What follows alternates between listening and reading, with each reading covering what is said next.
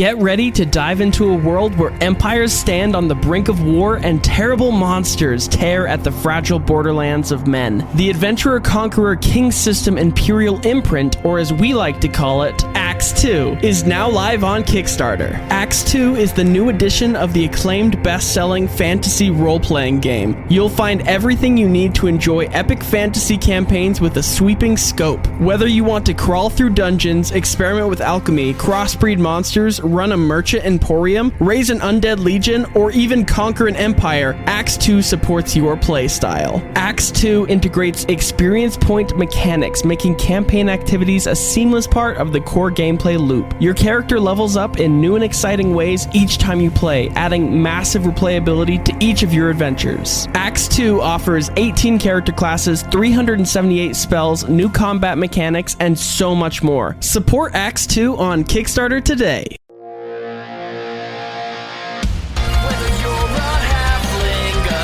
Somewhere in between, round the table with your friends, playing Dungeons and Dragons. And if life ever knocks you down, your dice will surely turn around.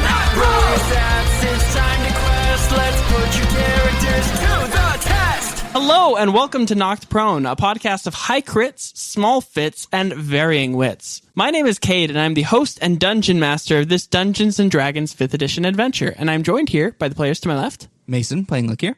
Brooklyn playing Litsea. Danny playing Tess. Caden playing Torinn.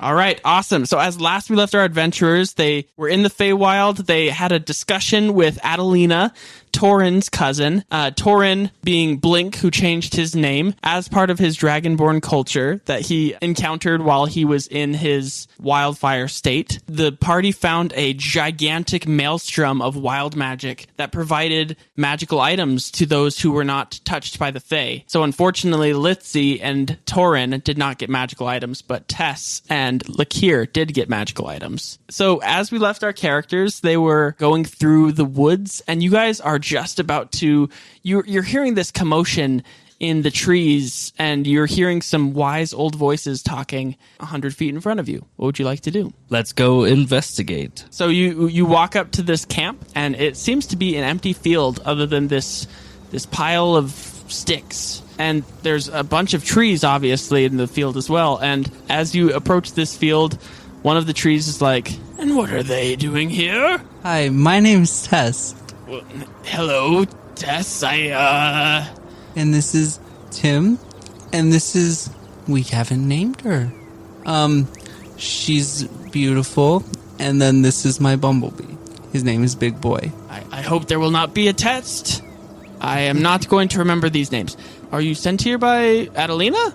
Does she know who you are? Where you come from? You guessed it, actually. We're here to get your stamp of approval on a revolutionary type of government. I'm an old tree, but I can learn new tricks. What is this government like? Well, I'll be honest, I don't really know for sure. I've never really quite been a part of it, but from what I can tell, it seems to be a system in which the power is distributed by the people themselves. It seems to be a way to allow them to have control instead of having a tyrant, essentially. Oh. Well, I was never a fan of the Giant King of Twilight. He's too cold. I might be an autumnal tree, but I know what the summer's like. And I'd like to see somebody else in power. Or if not somebody, something else in power. Well, this sounds like this type of government would be a very good fit for you. They call it a democracy, and you would have a say in who would be elected to be your ruler. Oh, very, very well. It could be one of you. Oh. Old, wise as you are. Well, I think that I am a revolutionary thinker, as I am a spry tree, but some of my tree brethren might not be as becoming to the idea, and I think we might have a way that we can both be appeased. You see, I am dying, as are all the trees. Do you see this waxy covering on my skin?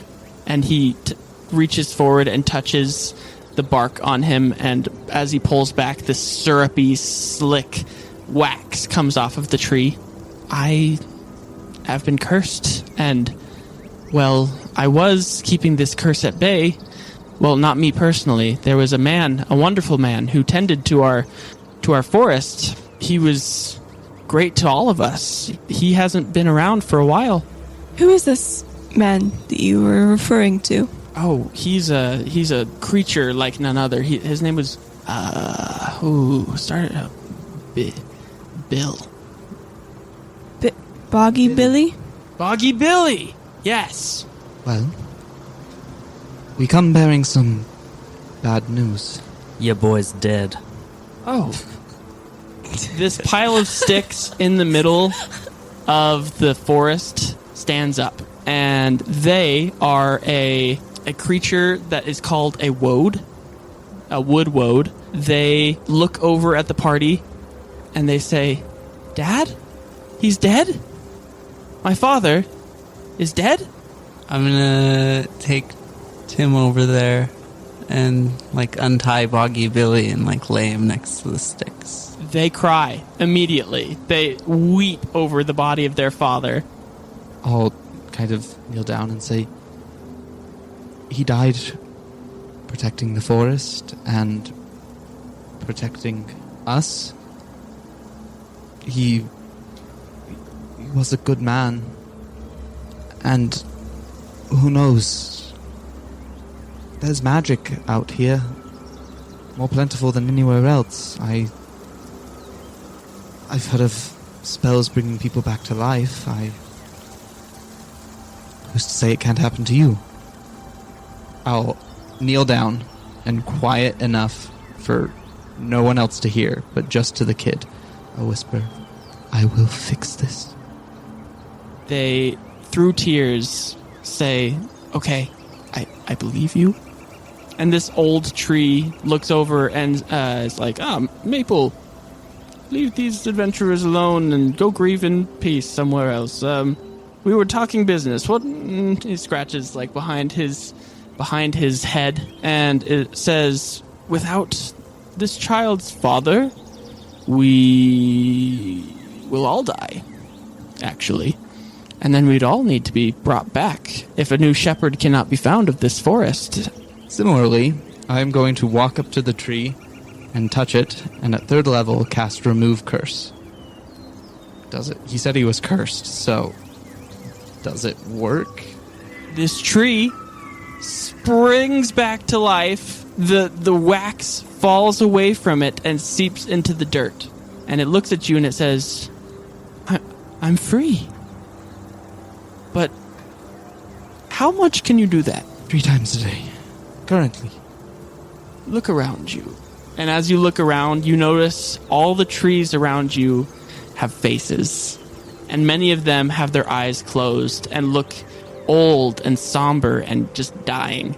And he says, "This would work. But we have months. If you can only do 3 a day." I don't know what to say. I will do what I can, but I'm not powerful enough to save everyone. Oh, fear not. We have a solution. Boggy Billy had magic items that he used. One was a shepherd's crook staff that allowed him to tend to the trees. I believe, could we find another shepherd for this forest that we would be able to live curse-free, like I am? Do you know where it is? I'll happily fetch it. Yeah, there is a chocolate pond, not but a mile from here. I assume that is where it would have gone. With Boggy Billy's death, all items that are magical tend to gravitate towards that pond. But a word of caution. I don't know what creatures lurk around there. We'll get it back. I promise. You said it's about a mile away? Yeah, well, Maple, can you show him the way? And Maple's like, yeah, anything to help bring back my father? And Maple, as you're looking them over, like, they're a tree. And as a tree, they're not very distinguished from, like, girl or boy. So, but they have mushrooms growing on their shoulders, and they've got these 2 glowing eyes underneath this tree bark. And their glowing yellow eyes seem to be elevated in this hole in their face. They look like a typical person, other than the fact that they are a tree, and they are 12 years old, so they're about your height as well. And after you're finished kind of sizing up Maple, this ancient tree that was talking to you before turns back to you and says, well, they will be able to show you where the pond is, and they, I'm sure, would love to go with you and help avenge their father. And I'll just kind of nod and say, I think we go as soon as possible. Yes? So, I've been scraping the goo off of one of the trees while this conversation's been happening. So while Lakir says we should go as soon as possible, I hasten my scraping. Ow! Ow! My bark! I'm sorry. And then I'll skedaddle over to Maple. Yeah, as I'll start following Maple. So Maple walks with you and talks about the greatness of their dad, Boggy Billy, and how they bonded with their father whenever he would make trips to the Fey Wild. I'll kind of, in response, say, well, it's like I told you. As you know, your father was a great man. I don't think that I or any of us currently possess the power to bring him back. But I vow to you that I will, as soon as I have that power available. I appreciate that. Well, did you have any stories about him? He didn't come to the Fey Wild very often, but he tried to make time for me whenever he could. Did you know him personally? Not very well. We met him once, and I'll tell him the story about the undead T-Rex and the undead tiger, or not the T-Rex, the whatever the dinosaur was. But Allosaurus and the undead, yeah. And I'll include the fact that he gave us delicious soup. Oh, yes. His soup was quite delicious. I ate it many a night. He knew that it would calm me. You see, I get these terrible night terrors, but I'm going to be okay. Does Maple have the goop on them? Maple does not have the goop on them, but whether that is because Maple is a different species than the other trees that are around them, or whether it is because Boggy Billy, their father, was protecting them, you don't know. I will say, he also saved our and many people's lives. I would be lying if I told you I knew the scope of the work he did, but he was a good person, and it'll be paid forward. Believe that. He was a great man, and I do hope to see him breathing one day. Keep the body safe. I will return. Okay. And they point you in the way of the pond, and then they go back to be with their father's body in Torinn. And so Maple leaves you at the edge of this chocolate pond. I'll bend down and taste it. Is it actually chocolate? It is actually chocolate. I thought more the chocolate was a euphemism to the brown color, not necessarily actual chocolate, but pretty good. After tasting it, I'll start looking around for magical items of any kind, but in particularly the staff, the shepherd's crook. Yes. Everyone roll me an investigation. 14. 20. 23. 13. All right. Litsea and Lakir, both of you with your high investigation checks, remember the ancient tree in the woods talking about how things tended to find their way in to the pond, not necessarily around the pond. So I'm pondering this to myself, and then I look at the pond of chocolate, and I just jump right into the middle of the pond.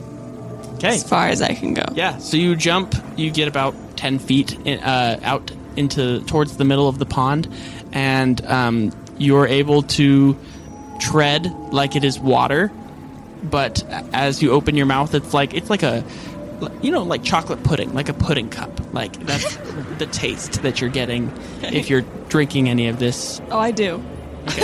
Wonderful. Yeah. So I will also start wading in. Right, seeing like Litsea more dive in and just kind of happy with the water, but like seeing Lakir try to like struggle with it, I'm gonna use shape water to keep the water to like, or the chocolate if I can. I don't know if it will work, to like just separate from him, like straight up like Moses style. So the pond starts to drop off, and if you would like to continue doing that, Lakir would be completely underwater. Yeah, I'll try to keep continuously like casting it since it's a cantrip. I'll let you know if I run into trouble. I can't say much for Litsea. Best if we have a rescue crew out here. And with that, I will follow Litsea and dive in as deep as I can go. So you wade into the water. Litsea and Lakir, you start going down a ways, and both of you roll me perception checks. Get Perception. Oh no! Wait, hey, I have an inspiration point Yeah. I'm using. I got a natural 2. Oh, 7.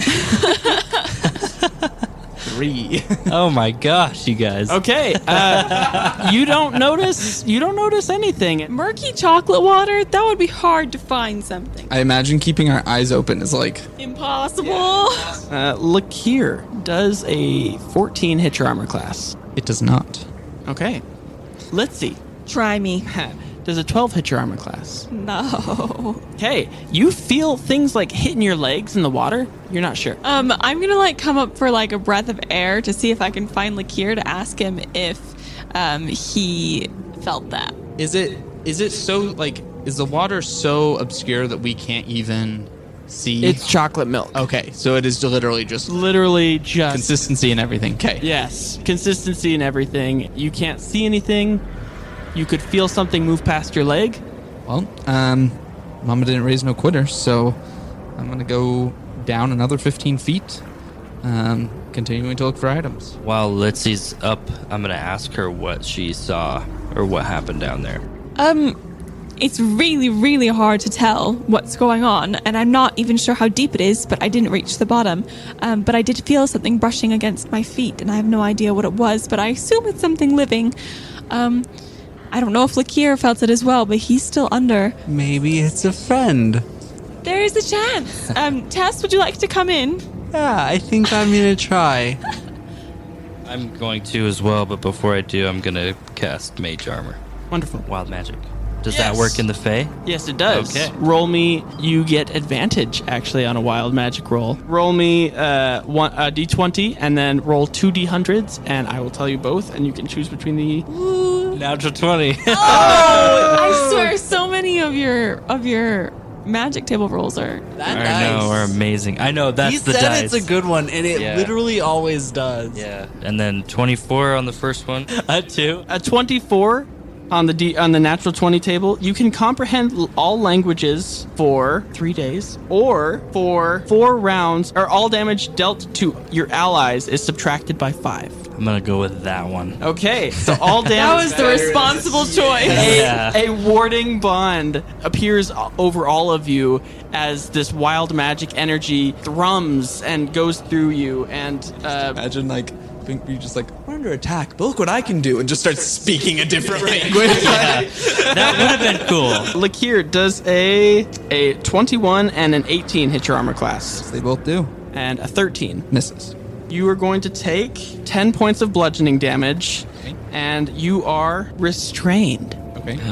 And we can't see anything under there, so like we wouldn't even be able to see each other. No. So any like support class spells are gonna be. I take 5 less damage from that. Yes. So you only take 5 damage from that with wild magic thing. And then also you're going to take I have never done combat in a body of liquid before. 9 points of bludgeoning damage, Is that also reduced by 5? reduced by 5, so that'll be 4 points of bludgeoning damage, plus 16 points of acid damage, which is reduced to 11. Luckily, my ward took literally all that damage, so my ward will absorb a ton of it. Thank you for saving me from like 15 extra points of damage. And as soon as this happens, so yeah, I'm just going to use my bonus action to cast my cantrip, and then my action would magic missile even hit? I know where they are, but I can't see them. Yeah, it would hit. Okay. So, I'll cast that and magic missile and fire the volley at whatever is holding me right now. And let's all roll initiative while that's happening. 21. 18. 19. 15. Wow, pretty Yeah. Good. Wow. And Lakir, how much damage are you dealing to this creature that has you restrained? Great idea. Let me roll. Wow, that's really bad. 10 to hit for the first one, 25 to hit for the second, 19 to hit for the third, and 20 to hit for the fourth. So 9 was the first one? Yeah. Or 10. 10? Oh, okay. Other than that, so 3 of them are going to hit. Okay. And then the magic missiles automatically hit. So 11 points from the magic missiles, and then 18 from the other thing. So 29 points of 20. damage. Holy cow. Yeah, so you hit this thing and it almost releases you for a second, but then it squeezes tighter and it's slimy. Like, you don't know what this is, but it's slimy. And then the pudding around you seems to be getting thicker. So we're going to go to the top of the round. Litsea, it is your turn. So since I was able to perceive that maybe since the items were attracted to this pond, I'm feeling like it might be at the very bottom of it. And so I'm just going to start trying to travel down. I've got little speed though, so I'm just going to jump back into the water, go down a level. You swim down 15 feet. Yes. Do I feel anything? You do not feel anything. It seems that whatever's in this water is surrounding Lakir at the moment. Okay, but I can't see him. I don't even know that, You right? you don't know anything. Yeah, so I don't do anything. So Lakir is currently 30 feet underwater, and Litsea, you are currently 15 feet under. Is that the end of your turn? Yeah. Tess, it is your turn. Yeah, I'm gonna dive down. Splash, splash. 15 feet down, baby. Yeah, 15 feet. Okay. You make me a perception check. 14. Something rough touches your foot. So right now, the way I'm trying to make my perception checks is I'm like using the flow water and seeing if it meets any like resistance. Yeah, so it seems like almost you've hit a mass of some sort. Torinn, it is your turn. Yeah, I'm just gonna dive right in. Go Okay, to that 15 next level. feet. All right, and you also, being close to Tess, notice the rough patch of something underneath you. Okay, and I'm feeling that with my feet. Mm-hmm. Okay. Like, are we standing on it, or you mean you're just like you feel it brushing You can by feel occasionally? it, like a fish when you're swimming in water. Yeah. Interesting. Maybe I'll hit it with just hit it with a little firebolt. You know. Just Okay, yeah, roll the hit, and then roll me a wild magic table. 16 technically with my extra point because I'm close to him. That hits. Okay. I rolled a 5. Oh, I Yeah. was like, Yeah. plus 13. Yeah, because I've got a bonus of being in the Fey Wild. Yeah. Plus the bonus from being within 30 feet of him. 12 fire damage. It burns through this pudding below you, and you just hear this like warbled, like a hiss almost of just anger. And roll me on your wild magic table. That'd be 12 and 19. All right. 12 is you emanate light in a 30-foot radius for 1 minute. Any creature within 5 feet of you that can see you is blinded until the end of its next turn. Or 19 is you are immune to disease for 1 week. I'll go with 19. 19? I'll take door number 3. All right. So you are now immune from any diseases that might be affecting you or anything. And with that, your vampirism is cured. Yeah. Lakir, a 21 to hit. Hits. I will be casting shield. Regardless, 21 still hits. Oh, gotcha. But, just so you're aware. Gotcha. You'll take 9 points of bludgeoning damage, and then you will take 15 points of acid damage. Okay. And then does a 14 hit? That does not, no. Does a 25 hit? Hits. You will take 16 points of piercing damage. Okay.